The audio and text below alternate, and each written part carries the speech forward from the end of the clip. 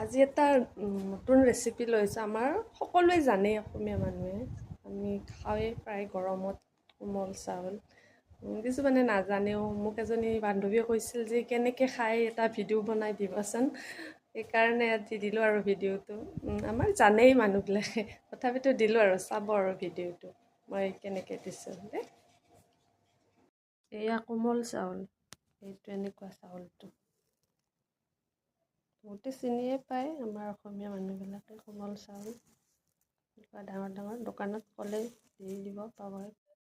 এইখিনি কোমল চাউলখিনি এনেকৈ পানী দি 4-5 ঘণ্টা সময় তিয়াই থ'ব লাগে। নহ'লে অকণমান গেছটো জ্বলাই গৰম কৰি দিলেও, গৰম পানীখিনিত অকণমান বইল কৰিলেও খাব পাৰি। এনেকৈও খাব পাৰি, নহ'লে তিয়াই থৈও খাব পাৰি। এইখিনি মই তিয়াই পানী দি অকণমান বইল হ'ব দিছোঁ। বইল হ'লে সিজি গ'লে হ'ল, ভাতৰ নিচিনা অকণ ঢিলা হ'ব লাগে। তাৰপিছততো দেখুৱাই আছোঁ মই। চাউলখিনি তিয়াই থোৱা হৈ গৈছে, এতিয়া সিজিছেনে চাওক।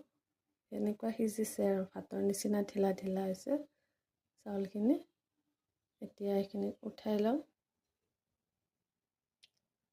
চাউলখিনি ভাত সিজাৰ পিছত পানীখিনিৰ পৰা উঠাই ল'লোঁ এনেকৈ বাচন এটাত। এয়া কোমল চাউলখিনি মই ডিছ এখনত লৈ লৈছোঁ এনেকৈ। এইখিনি গুড় দিছোঁ, গুড় খাব লাগে। গুড় নাখালে চেনি দিলেও হয় মিঠাটোৰ কাৰণে। যদি কোনোবাই মিঠা কমকৈ খায় নল'লেও হয়, কলটোৰে হৈ যায়। আৰু ইয়াতে মই দৈ গাখীৰ দিম, এনেকৈ দৈ দিব, দৈ যিখিনি লাগে আৰু এনেকৈ। মই এইখিনি 2 চামুচ মই দৈ দিছোঁ। দি অকণমান নিমখ লাগিলে নিমখো দিব পাৰে, দৈৰ লগত অকণ নিমখো খাই বহুতে। অকণমান নিমখ লৈছোঁ, কেঁচা নিমখ, বেছি নহয় এনেকৈ। এতিয়া এইখিনি এনেকৈ পিটিকি আৰু খাই দিম আৰু। এনেকৈ কলটো, গুড়খিনি এনেকৈ গোটেইখিনি মিলাই লওঁ।